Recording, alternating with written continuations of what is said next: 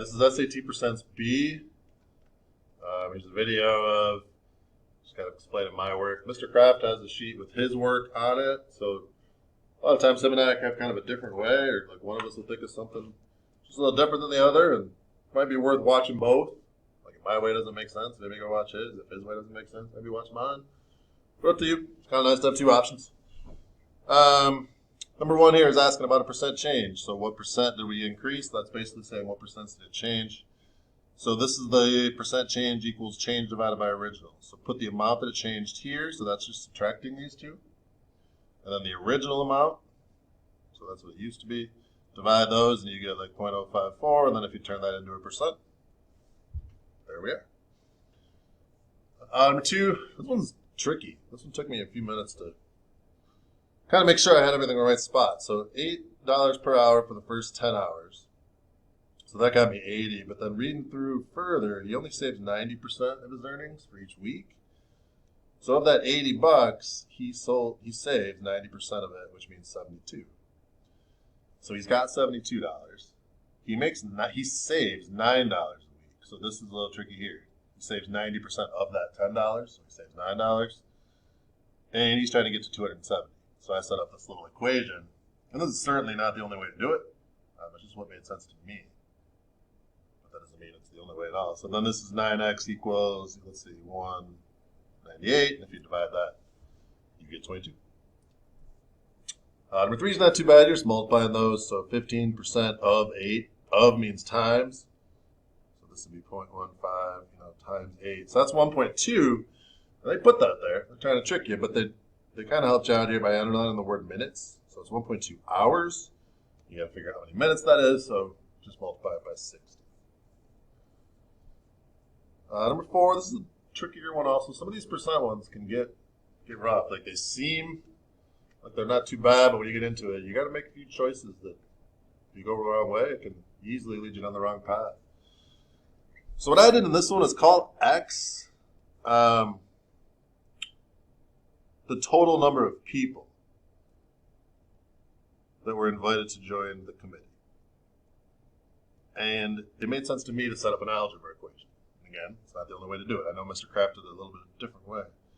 But I said 15% of the total people, so 0.15 times X, 15% of total people are parents. 45% of the total people, so 40.45 times X, are teachers, and 25% are administrators. And then I got to add these other 6 people. And when I add up all of these there's kind of 4 sections, I get X. I get the total number of people. And this is the hard part, I think, is getting this equation. And then you can combine like terms, simplify, and solve. And even then, you get down to here, and I got 40, and I'm like, oh, cool, the answer's 40, but then it's how many more teachers were invited to join the school and district administration. So then I got to take an extra step. Well, there were 20% more teachers invited, so I did 20% of 40, and that got me 80. So there's 2 or 3 spots you could kind of get left behind there. That's a tough one. Number 6. They reduce by D%. What is the value of D? So there, again, they're basically saying what's the percent change.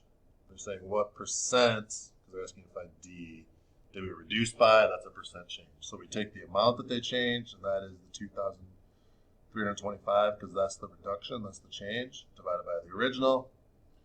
And this is 0.15, which makes it 15%. Number 7, what's the percent increase from 2000 to 2003? So the first thing I did down here was, so this is the number of years since 1985. And this is 15 years, and this is 18 years. So I'm looking here and here on my chart. And I noticed they went up. It went up about 10. Kind of looks like a little bit less than 10 to me, but the change is 10, let's say. Maybe it looks like 8, but it's not going to matter when we get to the answer. And the original amount is 100, and if I divide those, I get 0.10. And if you thought it was a little less, maybe you say it's 8 over 100, but that's 0.08, which is 8%. And then this is still your best answer. Rate's another one that I kind of battled with here.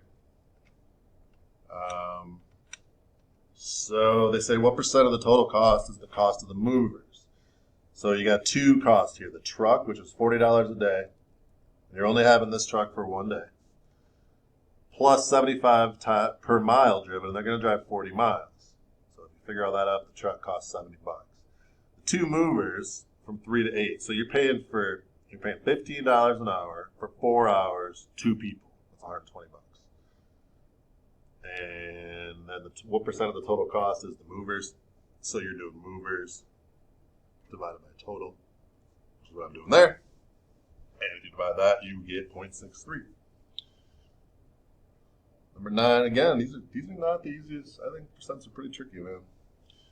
So we got R dollars. Store charged Lewis regular price for the first movie. Bam, R dollars.